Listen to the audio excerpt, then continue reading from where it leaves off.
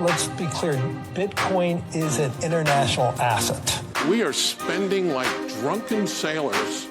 Bitcoin is the only economic entity where the supply is unaffected by the demand. If you want to preserve your wealth, you have to convert that currency into an asset that's scarce, desirable, portable, durable, and maintainable.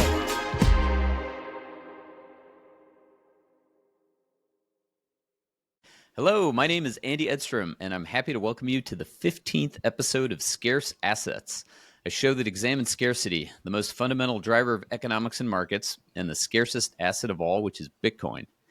I'm delighted to be here with my co-host, Jesse Myers, as always, and our guest, Troy Cross. Now, Troy is professor of philosophy and humanities at Reed College. Prior to coming to Reed, he held positions at Yale and Oxford. And Troy's philosophical research interests center around foundational issues in metaphysics and epistemology. But he's also been involved in Bitcoin for over a decade. And in my personal view, he has been instrumental, perhaps more so than anyone, certainly more than anyone I know, in examining and really impacting the narrative in a positive way around Bitcoin mining's environmental impact and energy usage of Bitcoin as well. So I'm very excited to talk with Troy about this topic and others.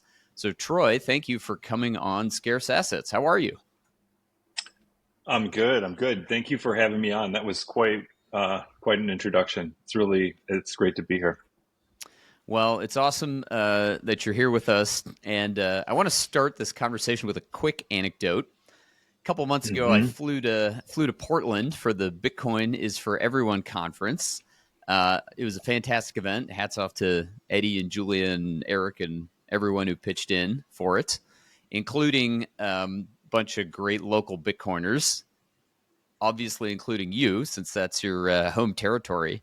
And there was a speaker's dinner, and Troy and I were seated across from each other, and we got to compare notes on creating and managing paper wallets. Now, this concept probably sounds ridiculous today, but it made a lot of sense to us, I guess, 7 or 8 years ago. And I was wondering if you'd be willing to comment on that particular era in Bitcoin, either in general or specifically for you. Yeah. I've never talked about this on a podcast before or publicly, but I've made a lot of mistakes with my Bitcoin. The alpaca socks is just like the tip of the mistake mountain. Iceberg, whatever. In the early days of Bitcoin, you just use your Bitcoin QT wallet, and that was like just fine, except you had this wallet.dat file sitting on your computer waiting to be stolen, and people got really paranoid about their computers being hacked because they're just normal machines online, and it's very easy to search for this file if you have access to the machine. So, we started making paper wallets, which is basically just a pair of a public key and a private key. Yep. And so you generate a private key, drive a wallet from it, and then send funds to the wallet. And then you have a printout with both of these numbers and a QR code. And there was some code that you could use to generate these numbers. And there are different sites that you could use to do it. I used to use blockchain.info, now blockchain.com, as my kind of like launching point. That's what I used for just to browse the blockchain itself. Mm-hmm. And they had a link to a wallet generator. Paper wallet generator. What was it called? Was it bitaddress.org? I believe that was it. I think that was it. There was another like Bitcoin paper wallet generator.com or something long name like that too. Yep. But you could go to the site. You could check that the code was from the site, matched the repository's code. You could generate some randomness through cursor movements on your screen, and so you weren't just relying on an algorithm to generate the number. By the way, Yeah, oh God, cursor this movements, in case anyone's wondering, and in case anyone's watching video right now, it meant taking your mouse in your hand and going like this really fast. That's it. Waving your mouse. That's it. Yeah. Wow. It's weird. It's been so long since I did this, right? But yeah, this was state of the art, security. Print a paper wallet, print a couple copies, do it on a printer that is a dumb printer. Mm-hmm. Even so, don't trust the dumb printer and destroy it if necessary, or certainly just make sure nobody gets access to it or it's never, connected to anything online. And then guard those paper wallets. And it worked. It worked fine. You can still recover funds from paper wallets. But it wasn't as good as a dedicated hardware wallet in many respects. We just didn't have those back then. Yep. You didn't have an XPub that then generated a bunch of public wallets. You just had like pairs of public and private wallets, public and private keys. But there are multiple ways in which the system failed. One is just very easy to lose a piece of paper. Sure. Especially if you have kids. And that happened to me once. I won't say the amount that I lost, is too painful. The other thing that can happen, and this did happen, was that the site that held the code was like purchased, and then that random number generator, that code was co-opted, and the code it was replaced with like produced only like 10 different public, it corresponded to like 10 different keys. And every once in a while, someone would lose money from this because they wisely, to keep the scam going, only scanned for wallets that held large amounts, and then would just occasionally spend from one of these wallets. And a very sophisticated attack. I did not, thankfully, lose any Bitcoin to that attack. But yeah, the kind of responsibility that Bitcoin teaches you, it's new to the modern. It's kind of mind blowing to the modern man. Right? I'm losing your signal, by the way. You cut out for a sec. Oh, sorry. You cut out for a second there, Troy. I was just going to augment that, underscore that. So first of all, amazing the long con, right? Whoever was running that site, first it worked, and then they disabled or crippled it, and then, as you said, they only occasionally picked off unsuspecting users. I haven't heard about that at all. Is that like a well publicized attack or they kept it really small? I don't have it like documented, but when I was having paper wallet issues, it was on the Reddit, the subreddit, our Bitcoin. That's where it was discussed. I think probably multiple times. People losing money to that. Yeah. Wow. I mean, it's shocking. Very clever. Yeah. So I'll add my 2 cents, my personal experience with paper wallets. So bitaddress.org. So what I did is I read this somewhere. I loaded the HTML. So, and then I took a Virgin computer. It was running Windows. So then I had the file. It was not internet connected. Did the key generation, as you said. Hooked up the printer, which was not internet connected, and then and generated keys. And then the first time my son saw the inside of a printer was when I tore down that printer, and he got to wield the hammer and crush everything, every piece of hardware in that printer that looked like a memory chip, including the any screen elements. And then we did the same with the PC. So he got to see all the inside parts of a PC as we disassembled it and crushed every piece of possible memory in it. Good times. You took more steps than I did. I think I just booted from a USB stick on my regular computer, ran the code in there. I had a very, very old printer. Mm-hmm. I wasn't super worried about the printer. Barely worked. And but it was a really tremendous level of responsibility, and I can't say that I passed the test either.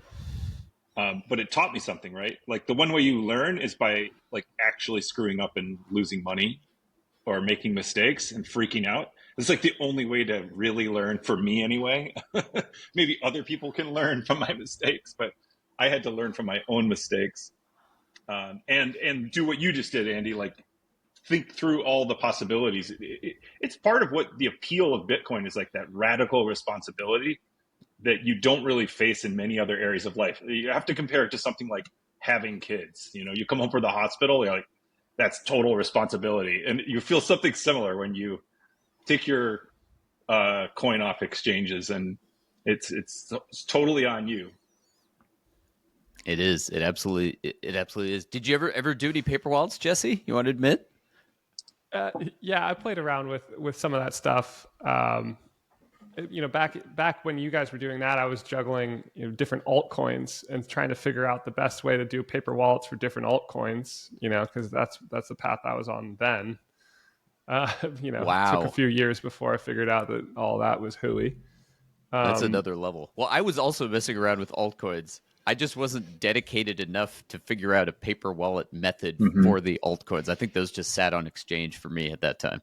Yeah. There were some that made it easy-ish, and then some that were not so easy. And so, I had like a weird system of like, okay, here are the ones that I have material amounts in, and then I've taken them offline in paper wallets, and here's the ones that I don't.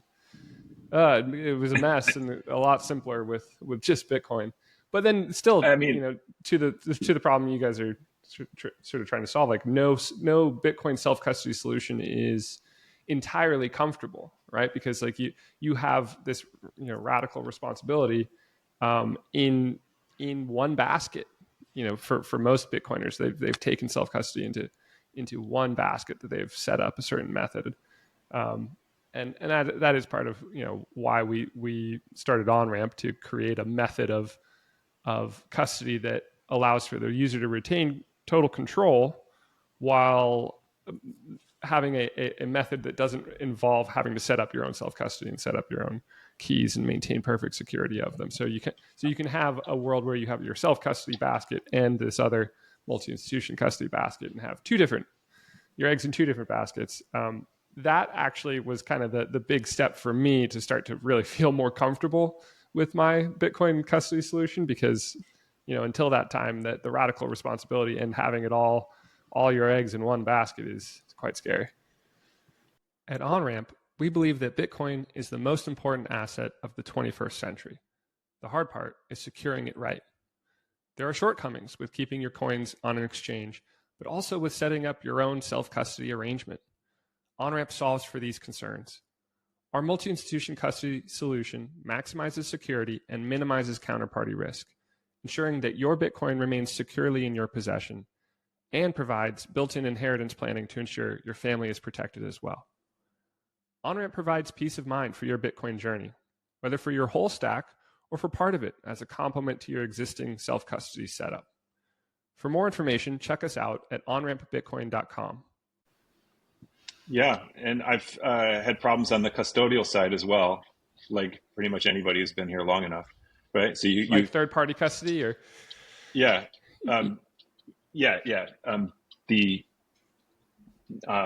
blockchain.info, where I got the link to the Bitcoin paper wallet generator, also used to give out like vouchers. You could send people Bitcoin, but sending them Bitcoin was like actually a voucher from, you would send Bitcoin to blockchain.info, and they would send somebody an email with like a link, which they could use to then set up a wallet and send themselves Bitcoin.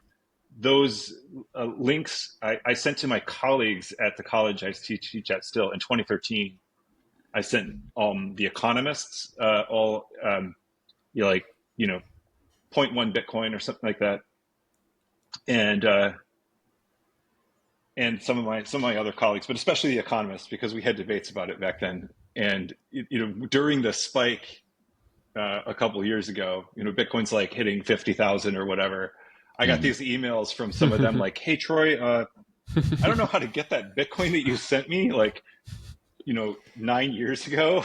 Like, how do I do that?" And I was like, Well, you should just click on the link, and the link is 404. It goes nowhere. Oh wow. Oh, wow. I contact blockchain.info and they're like, they don't exist anymore, right? It's blockchain.com. Those URLs don't exist.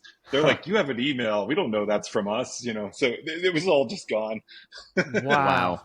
So I want to get philosophical now, because this is your area. Practical. No. This is your area of expertise. I'm gonna tie this together. Yeah, I love so this. one of the ways to think about Bitcoin custody or holding Bitcoin, right, is in some sense probabilistic, right? So, it's like, yes, I know I had the coins, or I was sure I had the coins, 9 years ago. Now I'm maybe less sure, and when I go to test it, turns out it wasn't there after all.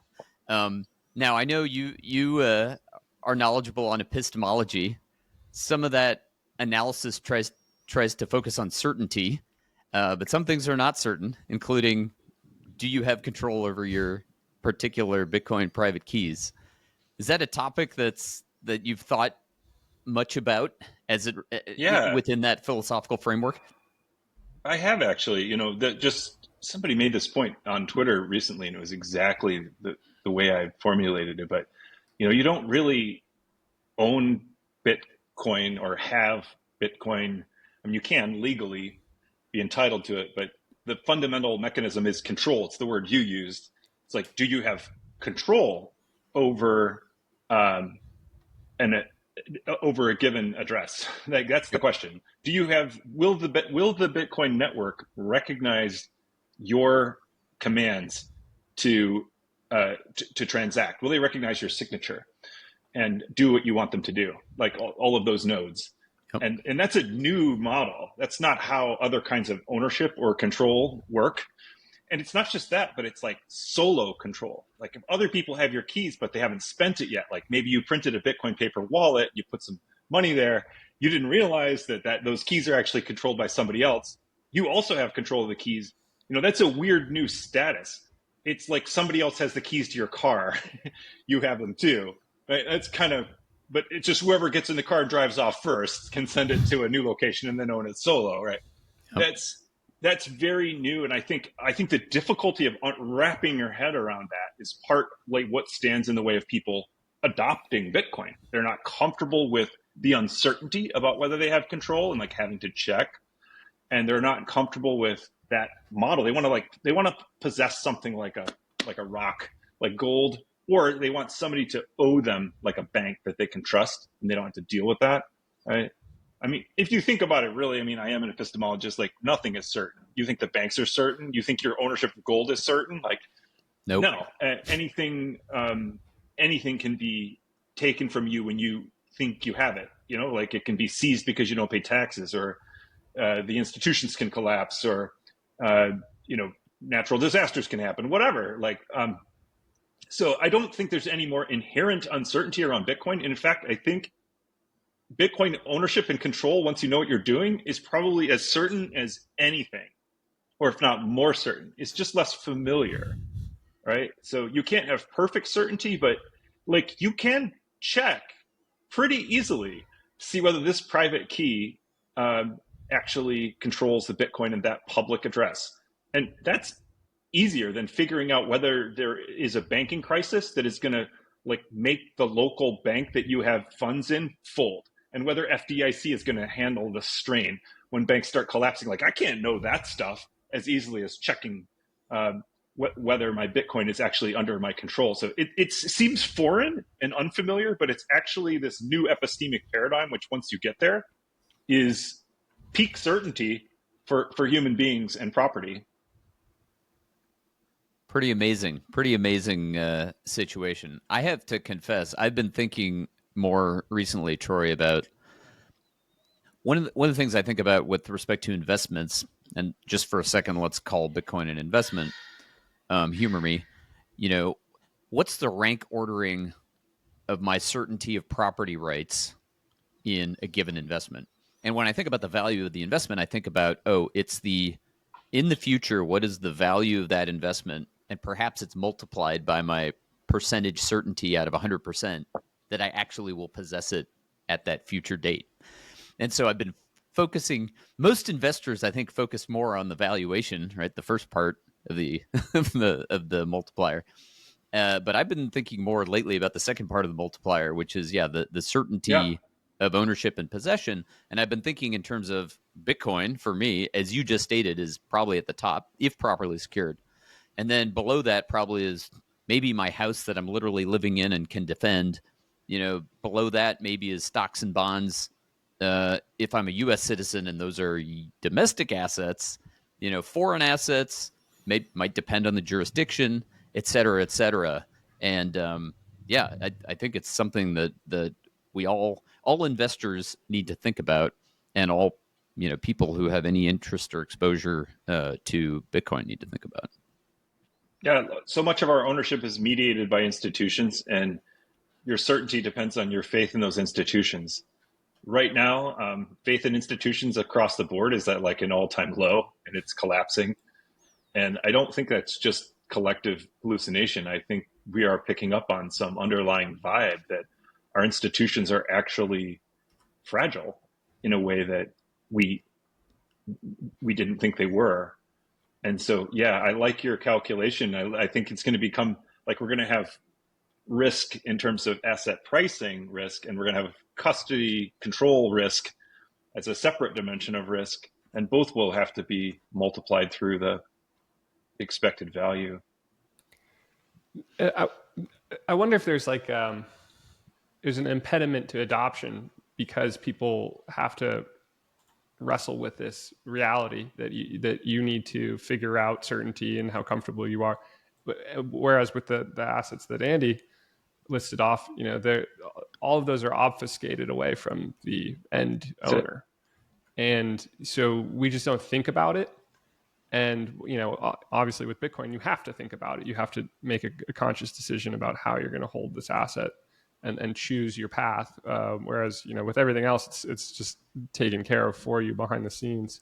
I almost wonder if there's an irony there of possibly to make it through deeper into the bell curve of adopters, you have to reach a simpler format, more obfuscated norms of how Bitcoin custody is handled, so that people aren't creating their own red flags, their own hangups, their own impediments as they worry about how to choose the right path for custody and improve their certainty.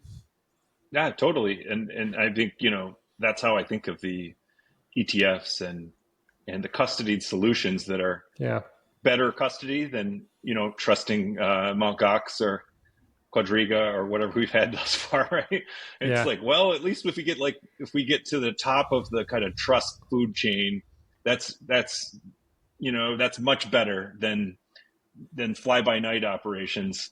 When I checked, I think we said this that evening too, Andy, that when I checked back in on my old accounts on some of the early exchanges, they were all gone. They just didn't exist anymore. When I looked at my password manager, anybody who had money on BTCE or whatever, it's poof, or many of these changes are gone. So I think the ETFs obviously pose risks as too much of Bitcoin gets custody, and they're not really crossing the chasm of self-custody. But maybe it's a step for a lot of people. Yeah. It's I'll have somebody else hold it that I trust. And meantime, I can read up on what the trustless solutions look like and take some that way too. And then comfortably shift it over Onramp type solutions. Yeah. It raises this question of a bit of an existential one, really, of will the local optimum of ETFs, will that be good enough for long enough that it ingests too much and possibly still have an Achilles heel that is then manifested and creates a calamity? Or is that solution actually going to go the distance, and that local optimum turns out to be a global optimum? I guess that becomes it becomes a philosophical question of have we gotten to good enough institutional custody yet? Big questions. We'll see, right? Time will tell. Time will tell. So yeah, so let's stay in the philosophical realm here a little bit. So we talked about philosophical elements of property rights and where Bitcoin fits in. And we talked about uncertainty, I guess. What about information asymmetry? Are there elements there that interest you with respect to how Bitcoin gets adopted, or frankly, any elements within Bitcoin? I mean, I could argue the information asymmetry has been the situation that you've been attacking with respect to energy usage and the grid. But any thoughts come to mind there? Yeah, well, I mean, I'm reminded of Jesse's amazing essay, which I told Andy I've on multiple occasions started writing this thing and then realized that it was already written. I was like, oh yeah, that's already been done. I think it's Andrew Bailey who told me that first. And I was like, I have this essay idea and I'd started writing it already. And he's like, have you read this piece by Croesus about the yuppie elite and why they don't get Bitcoin? And I was like, oh yeah. So it's lodged somewhere deep in my subconscious, that whole piece. But that is the epistemic asymmetry across all issues having to do with Bitcoin. The yuppie elite doesn't need it. They're served very well by the existing system. And then you watch what happens is this amazing opportunity, basically, for everybody who's not that elite to flip the script. Suddenly we have this massive advantage. They're blinded by their lack of a need for good money. So they don't care to learn about it. They're served by the current system. So you can get ahead of all of them. And that's like such a wild opportunity. I mean, that really is why I'm in the space. Like, that's why I can public, like everything, seeing this asymmetry. Craig Wormke has like a ladder, the prestige ladder, where the higher you go on the prestige ladder, the less you know. And the more lower you go, the more you know about Bitcoin. Love it. And it's like time and again, it proves out. I mean, it's the midwit meme too. I mean, this has all been done on Twitter and meme theory, right? Like, it's the midwit meme too. The vast realm of midwits that don't get it. And the problem is that the midwits rule the world. So so did the yuppie elite, right? So we have like policy and education and media controlled by people who are on the wrong side of the epistemic asymmetry. But they're the ones who are supposed to educate people about emerging technology and issues facing the broader public. So it's like a global epistemic disaster when the people who don't get it are the people who everybody else trusts for their information. And we've had to build this alternative epistemic web, basically through institutions like this podcast, like your essays, like, Bitcoin Twitter, the conference scene. Like, this whole thing is an alternative epistemic mechanism of trust and information, that we've had to build. This wouldn't exist if everybody were doing their jobs. You know what I mean? This whole world wouldn't exist. You just have like the same people who teach finance would be teaching Bitcoin. They wouldn't be this separate Bitcoin world. And I suspect that at some point in the future, I don't know when, 10, 20 years, that's what it'll be. You'll just like Bitcoin will just be incorporated into the curriculum of energy, of finance, of whatever. All this Bitcoin specific stuff will go away. Just like, internet specific stuff or electricity specific stuff. Like, nobody has electricity, like conferences where they're like, yay, electricity. Like, everybody is down with electricity, right? That's what happened. So we're in this moment right now of an information asymmetry. All of us are just blessed to be here, both like financially and more importantly, we have a service to provide for everybody else. It's like, you know something, it's cool, people don't understand it. I'm a teacher. Like, that's what we live for. Like, that's the classroom. That's the opportunity to educate. So this is the biggest asymmetry I've ever encountered, and even within the Bitcoin stuff. On the energy side, especially when I first started talking about it like 3 years ago, what I was seeing talking to people who do it, and also just reading people like Nick Carter and Lynn Alden, who were writing awesome stuff at the time, was so radically different from anything you read in the press or anything anybody said with a degree or any politician said or even any energy person was saying. They were like radically different. One was saying Bitcoin is this unique consumer of energy. It's flexible. It's time agnostic, location agnostic, portable, scalable. It's going to clean up waste methane and pair with renewables and go over all over the world and incentivize electrical infrastructure through being a buyer of first and last resort. That was like the Bitcoin narrative. Outside the Bitcoin narrative, it was like, there's this terrifying consumer of energy. It's going to consume all the world's energy and take us past 2 degrees Celsius global warming just all on its own from pre-industrial times. And it's really bad and we have to end it or it ends us. And those were like the 2 existing narratives. Like somebody had to be right, somebody had to be wrong. And it became clearer and clearer that everything Nick and Lynn were saying was true. And everything, and the fear mongering was massively overblown and bogus. And now that is a lot clearer, right? That epistemic asymmetry is far from closed, but it has massively begun to close. And I think on the financial side too, we've seen, the ETFs, for better or for worse, are a recognition that gap between the yuppie elite and the plebs is narrowed significantly. We had Larry Fink saying flight to quality about Bitcoin. Like, okay, the delta there is not what it used to be epistemically, right?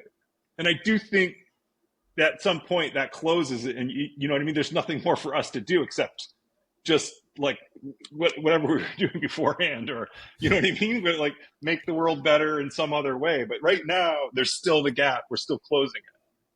Yeah, totally.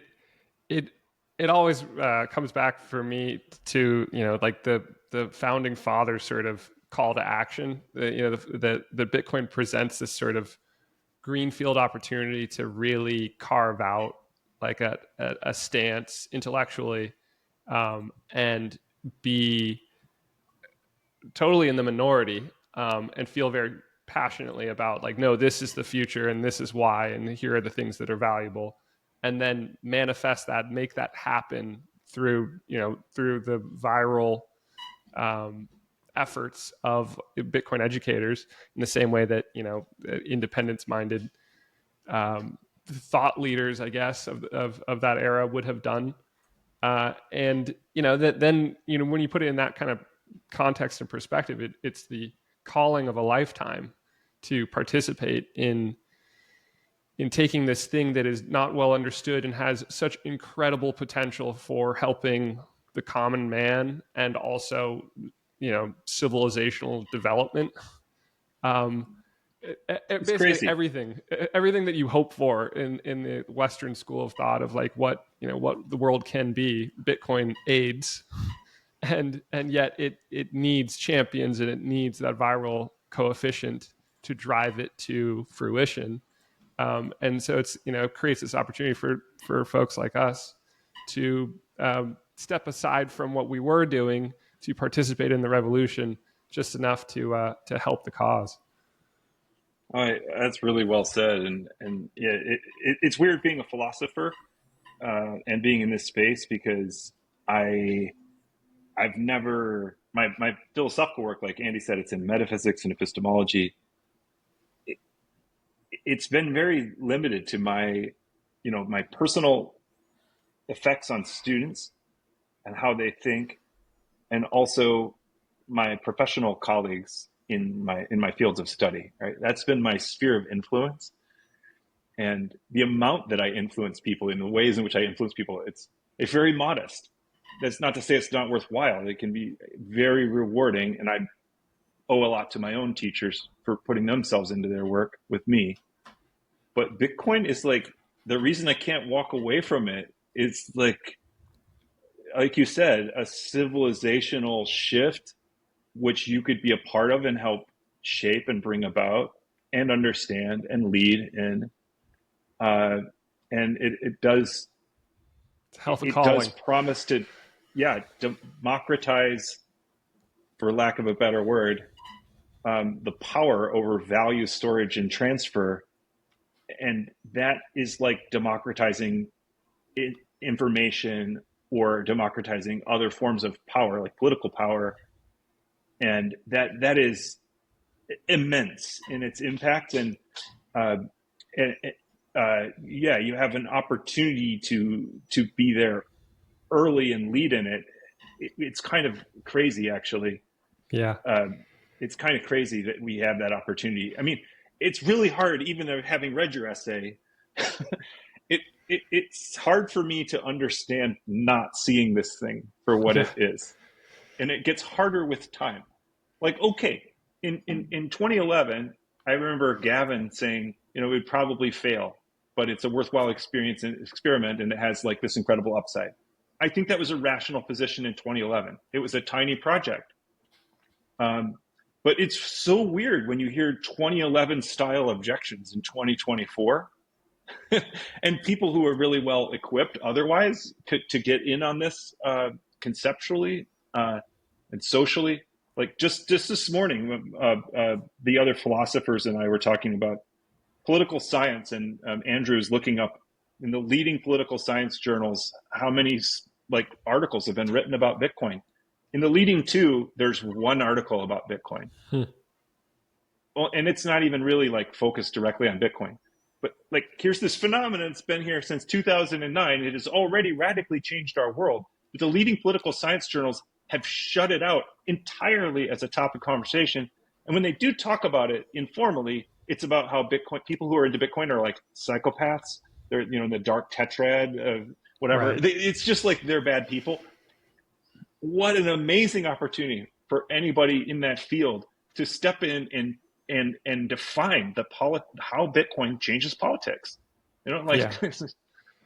I think about that sometimes. I wonder if the gospel of what people believe political action can and should look like is sort of, Occupy Wall Street style, like protests. Yep.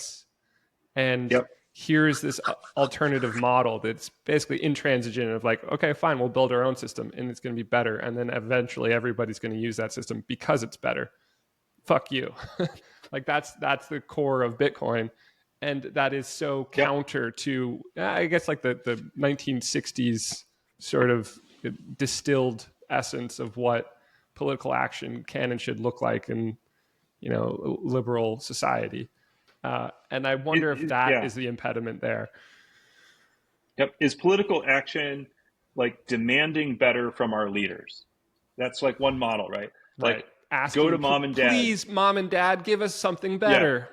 Yeah. Exactly. That once you have that in mind, just like demand better. And then your achievement is actually when they capitulate and give you what you want. That's like, mission accomplished. We're done here. As opposed to, an engineering model of action where we know we're not going to delegate, we're not going to demand a solution to a problem and delegate the creation of that solution. We are going to solve it with our own, and then we're going to make it a voluntary system that you can join or not join. We're not going to force it on you. So when it's just working entirely outside the political realm. And I think that's a big part of why political science maybe hasn't taken it up seriously. And similar for econ, it's just outside. It wasn't invented by an economist. It backtracks in their moral arc of history, back to the barbarous relic. Like, we passed that, money is debt. Come on, we cut the tide of gold. Like, how could you be going backwards? Right? So it's so weird. In the academy, we should be way out in front on this stuff. Like, think about it. We have the best university system in the world. In America, we pour billions and billions of dollars into the knowledge economy. And what we want to do is precisely to stay out in front of changes in society, understand them before they're happening or as they're happening, right? And to inform the public and lawmakers on what they mean and how best to deal with it, right? That's our job. And instead, we're like a trailing indicator for true revolutionary changes. And we're trailing pretty far. Like on the energy stuff, when you talk to academics, they're much farther behind than the people who are in the energy world, right? And the people in the energy world are behind the people who are like actually doing the Bitcoin stuff. So once you start investigating this, it's really weird. If like people want peer-reviewed sources, well, there aren't any peer-reviewed sources, or there weren't. There are some now, because the people doing the reviewing and the people doing the studying are detached from what's actually happening instead of leading it, right?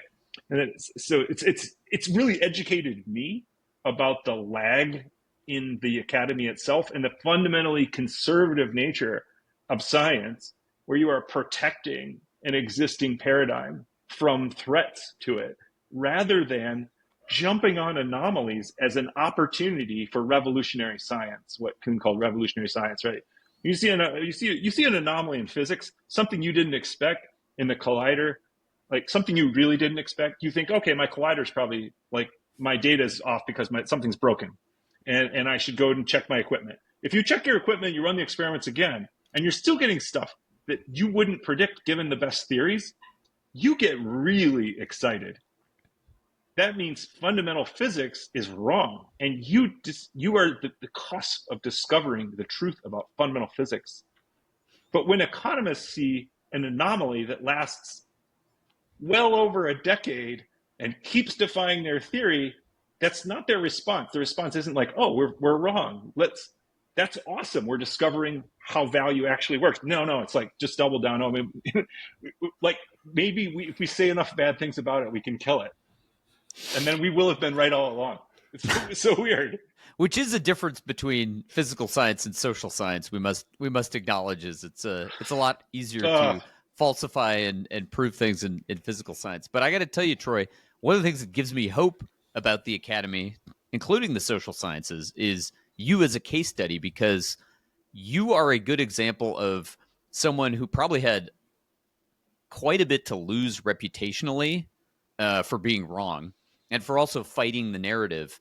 Like, as wrong as the narrative about the environmental and energy usage elements with Bitcoin was at the time, it probably was the proper, I'm guessing it was the, it was the popular narrative, perhaps especially in the Pacific Northwest where you, where you ply your trade. And so, my hat's off to you for going in the opposite direction hard and, surviving to tell the tale. I think that's a good sign for the long run for academics' acceptance and willingness to explore Bitcoin. But you're clearly on the bleeding edge, and clearly the herd has not caught up with you. So maybe it won't for a while. Yeah, I appreciate that, Andy. And I'll say, I suffered some blowback. I've been canceled by a lot of environmentalists. Yep. But my colleagues at my college have been extremely open-minded and gracious.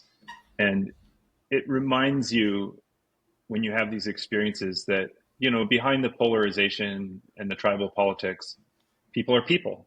Like, people are people. That goes for students, that goes for colleagues, administrators. We get caught up in political games that pit us against each other. But fundamentally, people want to know the truth. Like, people want to understand stuff. And if you build relationships, I was lucky to be at REIT a while before I started talking all the crazy Bitcoin talk. And so I had friendships and relationships. And like, when your friend starts telling you something that they, understand or know or are working through, you deal with them as a person. And ultimately, that's how this information asymmetry gets closed. Like, person by person, you get somebody saying, yeah, I thought this was nuts, but actually, I just didn't get it. And it goes, relationship by relationship until it takes over. And yeah, it's really easy to stand outside the academy and say, they're caught up in, and I guess I just did say that, we're caught up in defending old paradigms. But science is science, and like, scientists want to get at the truth. Ultimately, they're driven by curiosity and the joy of discovery. And you just have to find a way to tap that, right? Does your Bitcoin custody setup keep you up at night? Maybe you still have coins sitting on an exchange worried about hackers. Or maybe you've set up your own self-custody but don't feel safe with your Bitcoin savings stashed on a little plastic device in your desk drawer. Gain peace of mind with Onramp and our multi-institution custody solution. Here's how it works. Onramp creates a dedicated multi-sig vault just for you. 3 separate institutions each hold a key: Onramp, BitGo, and CoinCover. But none can move funds unilaterally. Instead, only you have control over your coins. With Onramp's multi-institution custody, you'll sleep better at night knowing your Bitcoin is stored with best-in-class security on-chain with fault-tolerant multi-sig. If you believe your Bitcoin is going to be worth a lot someday, don't jeopardize that future by exposing your coins to hackers on exchanges, $5 wrench attacks in the real world, or perhaps most importantly, the risk that you might screw something up with a highly technical self-custody setup. Onramp's multi-institution custody eliminates single points of failure, reduces your personal attack surface and technical burden, and provides access to financial services that allow you to confidently secure your Bitcoin, including inheritance planning, insurance-backed warranties for all balances and transactions, low-cost trading, and more. Bitcoin is a once-in-a-species asset. Secure it right. Learn more at onrampbitcoin.com. Also, credit to Reed College. Reed has always, for me, had a reputation of being very unconventional, very smart people doing extremely unconventional approaches to education. And I had a few high school friends go to Reed, and cool. and they kind of fit that mold, super sharp and very unconventional. And this is a great feather in the cap of Reed College, of like that model works here for enabling you to think unconventionally and approach this stuff unconventionally. And I'm very interested to see like which institutions get to run up the score with Bitcoin thought leadership and attaching their name to like, we were right early about Bitcoin. And when Harvard and everybody else was saying this was bullshit, we were right early. And let's put that on the scoreboard. And so I hope Reed gets a good chunk of those accolades over the coming decades. I'd love to do that, and I think University of Wyoming is going to run it up. I think Texas A&M is running it up. To some extent, MIT, although they've made some good and some bad moves, but so many places, like, as I've been around to different schools doing this, giving little talks and stuff. They are sponsored by the shitcoins, and like we don't have a budget in Bitcoin for any of this stuff, but these other protocols have treasuries of their own shitcoins to sell and spend on sponsoring events and institutions, and I've run into that in real life. I've run into that in real life. I'll say that there was a professor at Stanford GSB, the business school, that was on the board at Ripple, and so that was the full extent of informed crypto education that we received in 2014 to 2016 at the GSB. It was, hey, Ripple's pretty good. Mean, if you look at Cornell, where we do have some awesome Bitcoiner action. And including, Sarah Krebs, who's another fellow at the Bitcoin Policy Institute. And we've got an amazing student group led by Ella Hoff. So she's writing a thesis on Bitcoin. So we've got a little action there. But if you look at their actual crypto stuff, they've got Ari Jewell, who is the chief scientist for Chainlink, who teaches there in the computer science department. And we've got Emin Gunserer, who created Avalanche. And they're, of course, sponsored by Ava Labs. That's a big funder, right? So that's just one school. We could dig in elsewhere. But, like, you realize institutionally there's millions of dollars. I mean, Emin is probably, I don't know how rich he is, but, the protocol has generated a tremendous amount of wealth. So I don't know what he's even... I don't know what the post even means at this point. He's like probably a billionaire. So, but how can you? Bitcoin's journey through academia is stymied by two things. One is the traditional world that's just like, this stuff is crap. It's not pure because it's involved with money. That's what I've run into in some computer science departments. It's like, what are you talking about? We just want to talk about the abstract problem of distributed databases. Why are you bringing money into it? Yeah. Like, well, how do you think you're going to secure that? You're going to need incentives. Okay, but on the other side, or it's just traditional finance, or just just tradition. On the other hand, we have shitcoins dumping money in and buying up the institutions, and Bitcoin is caught uncomfortably in the middle. And also, computer science wise, it's like the first chapter of the blockchain textbook. The people are just like, it's boring. Like, we want to go and build new stuff. So there are real challenges to closing the epistemic asymmetry in the academy. And I think, again, rather than just like being first and putting points up on the board, there's also being wise. And some of this shitcoinery stuff is going to look ridiculous 10 years from now. And those institutions that are careful about who they take money from and how and what sorts of programs they develop, that care will also pay off in the future. They won't look, you know what I mean? You have that ridiculous feeling when you basically were sponsored by a rug. You don't want. Yeah, I do know about an institution that like canceled an invitation to Sam Bankman-Fried, like to speak at their university right after he was arrested. But like, if that had just happened a little bit later, they would have had SBF as their headliner for Better their late event. than never. Better late than never. Well, let the record show. Yeah. Let the record show, Troy, that Bitcoin can be a professor coin. You're a case in point. Secondly, I too am optimistic. My alma mater, Williams, I actually got. I've approached the institution at a couple levels, not with much success. I did have an econ professor reach out to me and let me know that he had given a copy of my book, Why Buy Bitcoin, to a student. This was about a year ago. Cool. So that was cool, but also I'm not going to mention his name because I think he, had some concern about, what that would look like. So anyway, hats off to you, unknown Williams professor. Someday I'll be able to say your name without any concern for blowback for your career. I get it. I have friends. I have friends who I wish they could be public. They say some great stuff about Bitcoin, but they can't. Yeah, that's reality. Okay, well, let's switch gears a little bit here, Troy.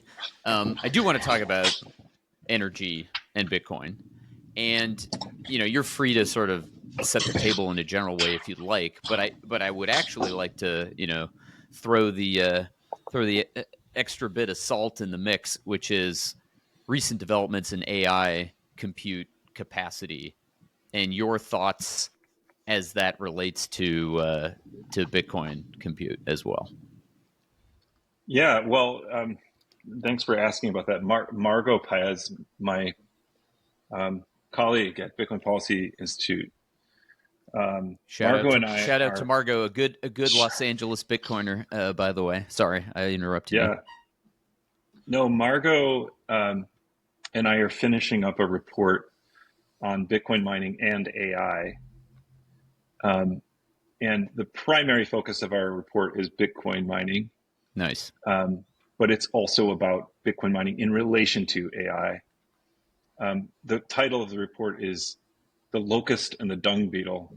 The locust is AI compute. The dung beetle is Bitcoin compute.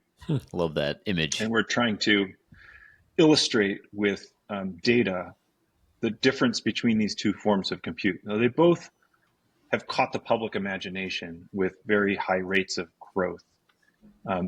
AI already consumes more power than Bitcoin mining. It's hard to say exactly how much AI compute is consuming, how much energy, because they don't have a public blockchain that they're publishing to with a difficulty adjustment that's public.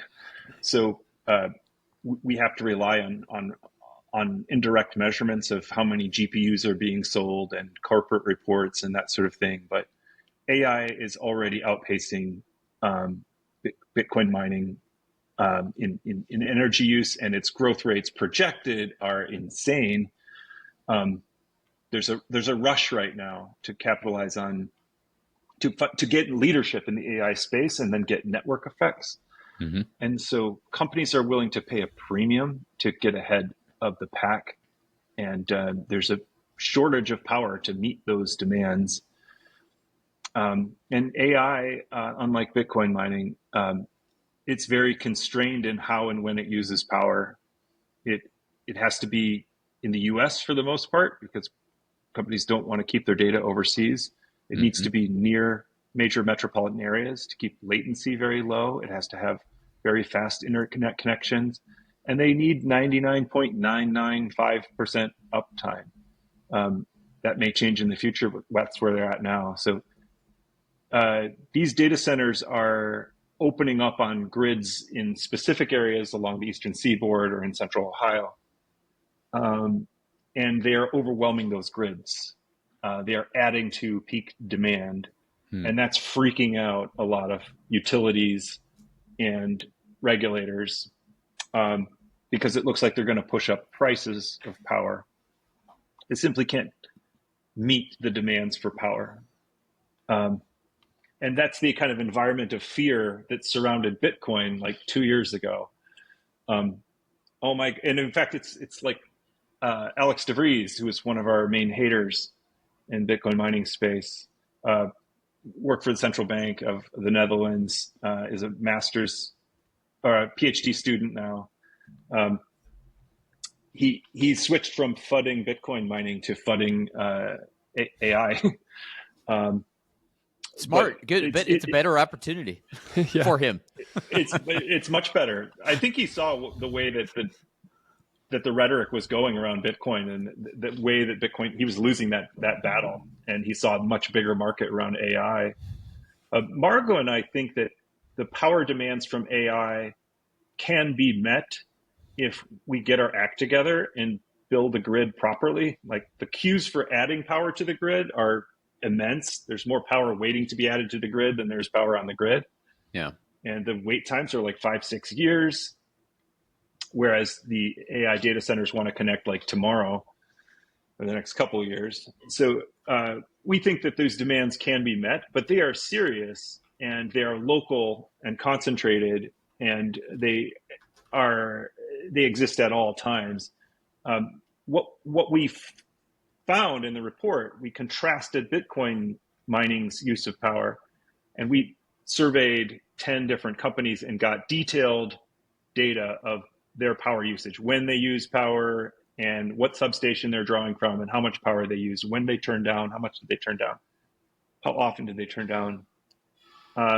We found uptimes ranging between 69.5% and 95%, meaning 31% of the time, some miners are off, or 5% of the time, some miners are off.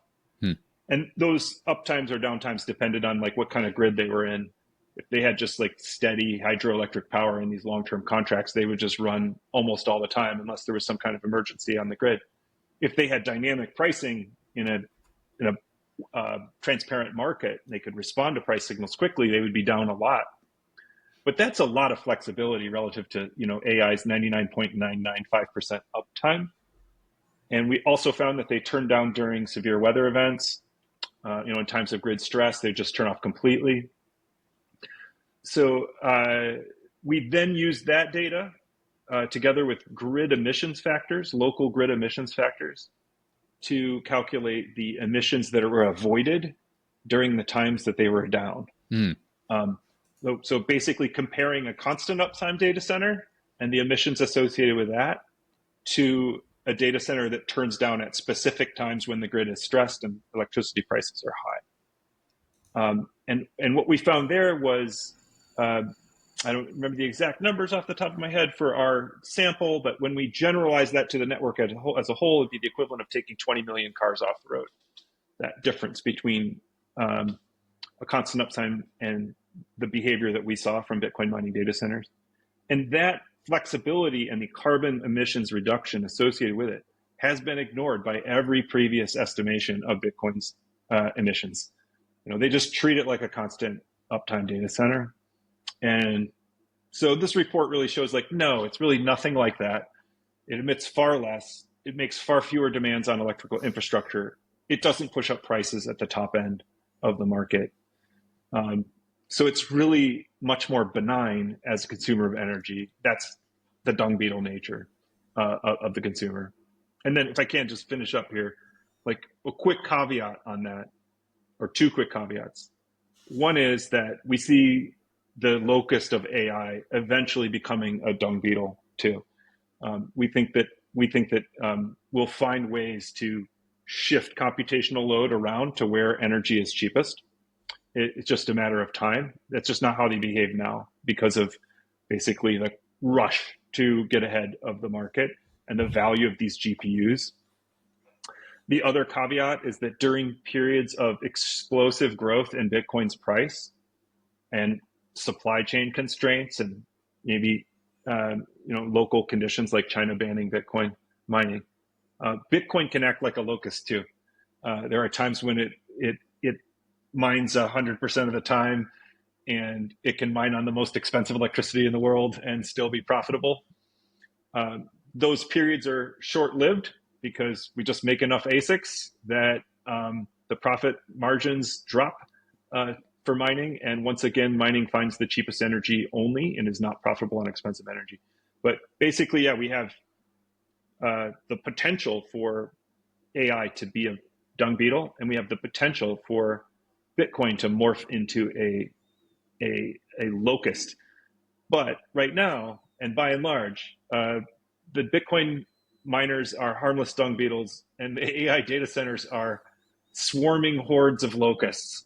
And that's what lawmakers need to understand, rather than just being like, oh, I see 200 megawatt data centers that both want to drop into our location.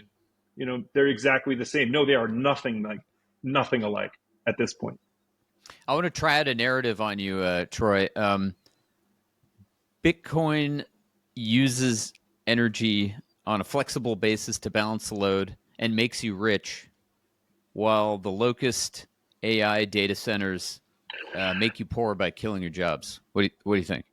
I think that the media probably only heard Bitcoin uses energy, the very first part of that. I love it. Love it. I mean, the truth is, I think AI is probably overhyped. It will probably collapse. There will probably be a lot of there's going to be a lot of excess infrastructure and mistakes made, and the equivalent of the compute North bankruptcy, the Core Scientific bankruptcy. We'll have the equivalent of that in the AI world probably at some point, right? Because that's how these things work. It's weird. You have this crystal ball. It's another information asymmetry. As a Bitcoiner, you see this happen in Bitcoin, right? We had our locust-like period, and you could see that's not sustainable. Eventually, you can't continue to have massive margins in a business with no barrier to entry. Yeah, that's not going to last. And you can see the hype that came along with it. People just throwing money with anything with Bitcoin in the name, right? Bitcoin miners took public investment and overinvested essentially, and they made bad power contracts because they didn't think the price of power mattered. They just wanted to be first and mine while the mining was hot before the difficulty adjustment went up. So they made stupid decisions, overextended themselves, went into debt, and they paid for all of that on the backside. And now you're seeing the same thing is for sure going to happen in AI, because that's just human nature. And that we're going to AI, next big thing, throw tons of money at it, borrow anything, any power you can hook up to, don't care about the contract you're signing, just sign it, man, get power. And then eventually you're going to have, we're going to make enough graphics cards, and they're going to deploy it in enough places in the world that people are going to be like, this power deal, it's actually now it's a millstone around my neck and I'm paying the price for it, right? It's going to explode. We need to learn how to distribute this and send it out to the cheaper forms of energy when and where they are. That it's so weird to see that all ahead of you because it's in your past. It's another great advantage of being a Bitcoiner, and then also the questions about AI's goodness and usefulness, right? It's like another human technology like Bitcoin. Yes, it's a mixed bag. People also do bad things with Bitcoin. It's a technology. It will serve the human good. We will make it serve the human good, and it will earn its right to that energy by bidding on it and providing services for our lives.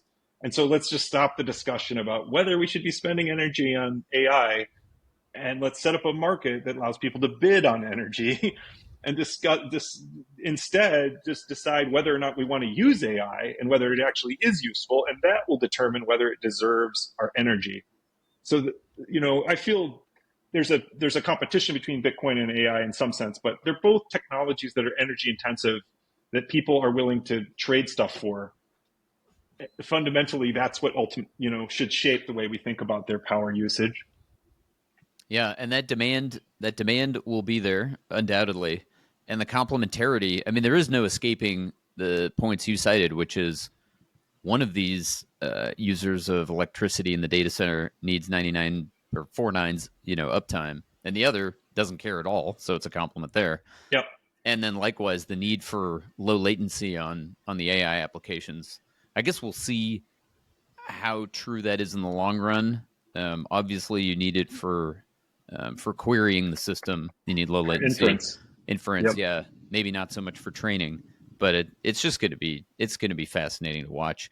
Yeah, we're going to separate it out, like exactly when you need low latency and how low latency you need. And we're going to send the compute that needs the lowest latency to the very edge of the grid, nearest to the user, right? There'll probably be degrees of like how much time can this take? And if it can take a lot of time, we might, and is it secure information or doesn't need to be secured? Like all of this is going to be segmented in the marketplace for compute eventually, and it'll all be optimized. Right now it's just kind of like one thing. Yeah. The free market forces will optimize it over time. And I'm reminded of Brandon Kidham's Bitcoin is a pioneer species thought of when it comes to the energy side of it. It's sort of symbiotic with any other form of high compute demand use case. What Bitcoin can colonize undeveloped energy sources, and then the different use cases can follow once the infrastructure is robust enough for their needs. I mean, it's wild. I mean, that's what's happened already with AI. We have Margot and I have compiled a list of all of the Bitcoin mining companies that are now integrating AI. CoreWeave has now signed this huge contract with Core Scientific. Iris Energy has been doing AI for a while. TeraWulf is doing it. Like we've got like a dozen companies that are already like integrating. So here's this power infrastructure. It's already there. All you have to do is build a world-class data center, this very different kind of data center for your AI, but you've got the power infrastructure there. The Foreman, which is the control software for Bitcoin miners that turns them off and on in response to grid demands and price signals. Foreman is developing the software to curtail and shift around AI loads. And I've just been reading stuff on that, right? So it's pioneer species in action. That's another evergreen article, Jesse, like yours. It's pioneer species in action, and it's not just that. It's like Harry Sudduck talks about the power supplies being optimized for price. Like there's a tremendous amount of technical innovation that happens around the periphery of the ASIC itself, and a lot of that is impactful for other forms of compute, even though the total setting is different. Yeah, I mean, it's so wild. What happened was China bans Bitcoin mining, right? In order to power the rest of their industrial machine, and also to just get rid of the threat to their power. Bitcoin mining floods to Kazakhstan and it floods to the US, to the Rust Belt, where we just abandoned a bunch of power infrastructure and manufacturing infrastructure, which fled to China, right? So it like left this, and then we rebuild and rework that for Bitcoin mining, right? And then AI comes in and pushes out that the Bitcoin miner within that same infrastructure, which is now, revitalized. So it's a really cool, like, ecological thing. You know what I mean? Brandon is exactly right. And you find this in nature, like where one thing makes a home for the next thing, and then it gets pushed out. It's like the food chain or whatever. The life of a carcass on the Serengeti or whatever. Yeah, like it is amazing. Bitcoin miners are marginal profit on a unit of energy is between 1/15th and 1/25th of AIs right now. Now there's much more capex requirement for AI, but if you're looking at units of energy, the margins are immense. So anywhere these two are like head to head, and you have constant power, and you have a contract for constant power, you would be foolish to mine Bitcoin on that power. You should just set up and start doing AI as quickly as possible, right? So it's going to push, AI is going to push Bitcoin mining into these crevices of available power, which don't have low latency, which don't have constant uptime, which do have ultra cheap power, right? It's kind of a beautiful thing to watch this, nature red in tooth and claw just do its thing.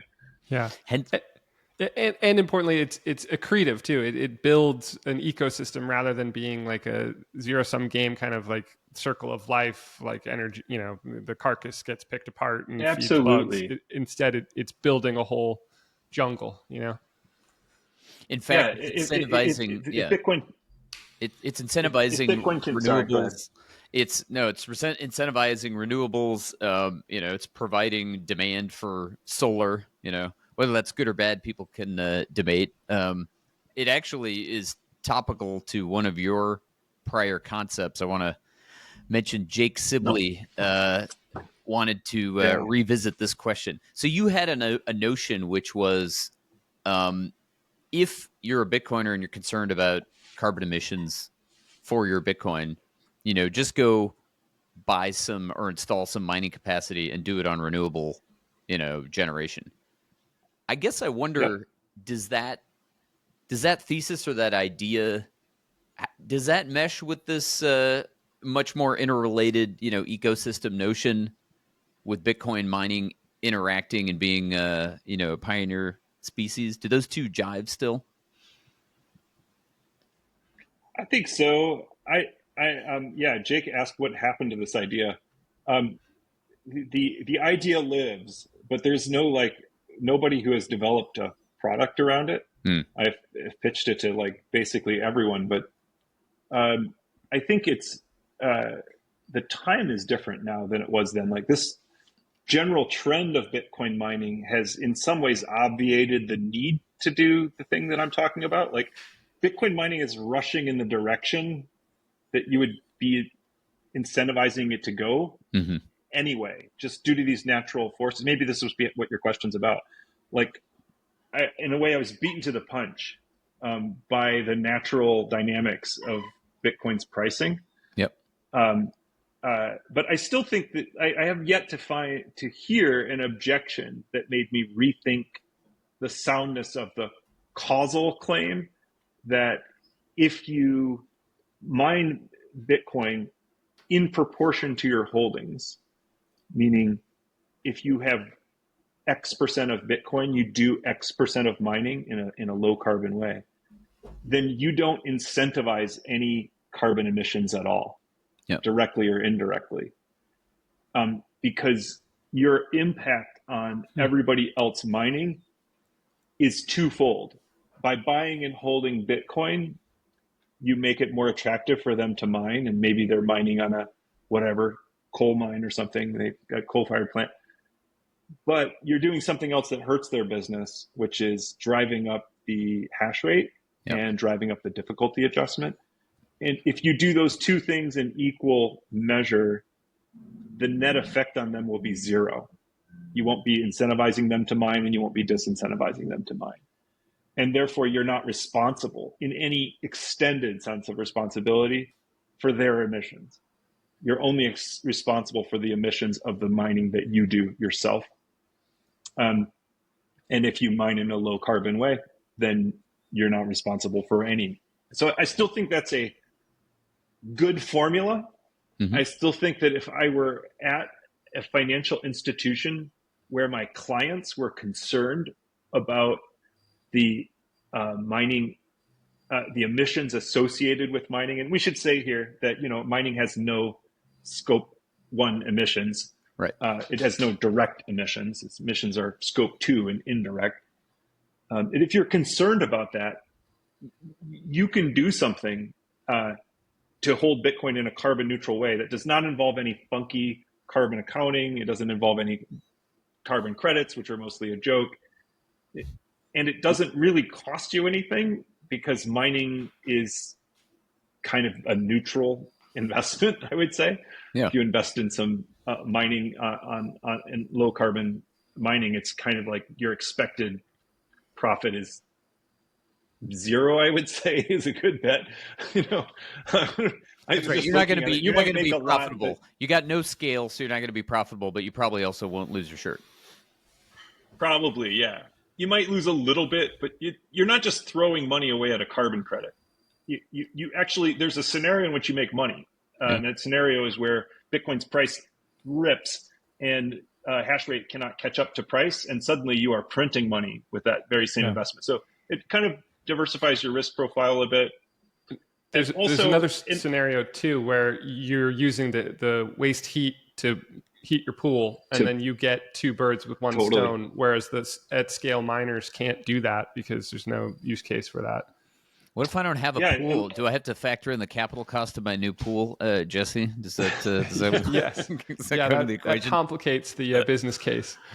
I also think of Bitcoin. I also think of Wright's law, right, which is the more units of any given technology that get installed, the lower the next the lower the cost basically to produce further units. And so if you're at the margin buying, or installing renewable generation capacity, that should, push down the cost curve in the long run, for the whole industry. Not that it'll make much difference if you do a few, put in a few ASICs, but no, it's very true, Andy. And actually, one of the companies that I advise a half dozen companies in this space, and they are they're over provisioning solar on rooftops in San Diego. And they are then sticking a miner in the garage and using that miner to basically, they're using the miner to monetize that excess electricity as a kind of pioneer species, in the hopes that the household will eventually electrify more of their life, either with heat pumps or electric vehicles or induction stoves or whatever. So it is that when you're on a rooftop and you're installing solar panels, like those next few panels don't cost a lot. Most of the cost of your installation is actually selling yourself as an installer. But after that, it's like the labor to install it. The panels are really, really cheap right now. And then yes, that additional, what you described is what has driven down the cost of solar. We've installed so much solar that while the panels have gotten more efficient, and that has been dramatic, much more dramatic, the economies of scale in manufacturing. Right? It's as I see it, the need for heat and also is very distributed. That will never scale, right? We never need a gigawatt of heat. That's an advantage for small miners over large miners. And there are also pockets of free and excess electricity, which are also distributed and cannot be eliminated. And that's an advantage for distributed mining.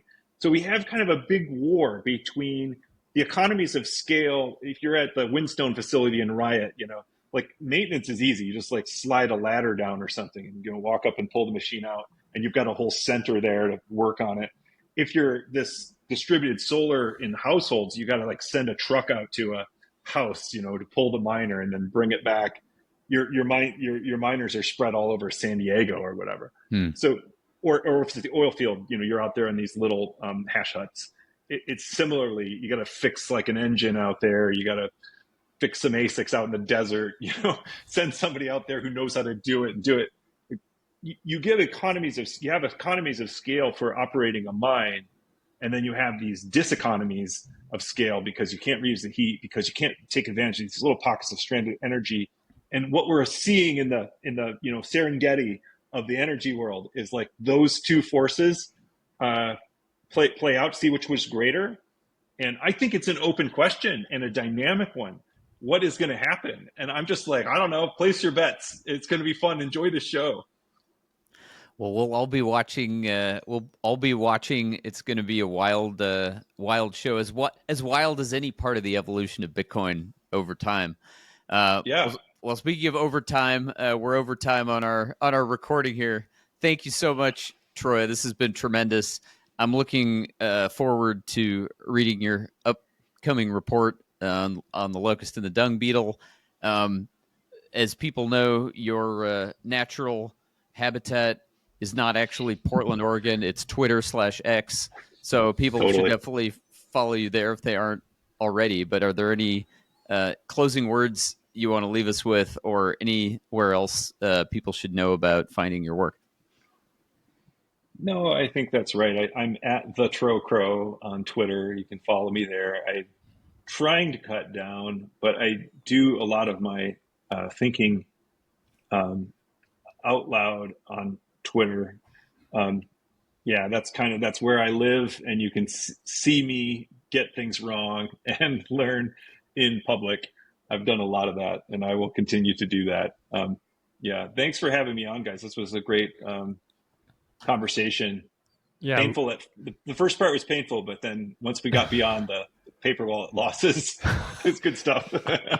Always good to not think about those things. But yeah, I loved riffing with you. It was great. Thank you so much, Troy. It's been a real Thanks, pleasure. Andy. And this has been Scarce Assets. Thanks for listening to this week's episode of the show. If you found the information valuable, please share the episode with a friend or leave a rating on your favorite podcast app. All the links we discussed in today's show will be in the show notes inside your podcast app. Before we finish, a quick reminder that Onramp Media is for informational and entertainment purposes only, and nothing should be construed as investment or legal advice. Regardless of where you are on your Bitcoin journey, we'd love to hear from you. Visit onrampbitcoin.com/contact to schedule a consultation with one of our private client advisors.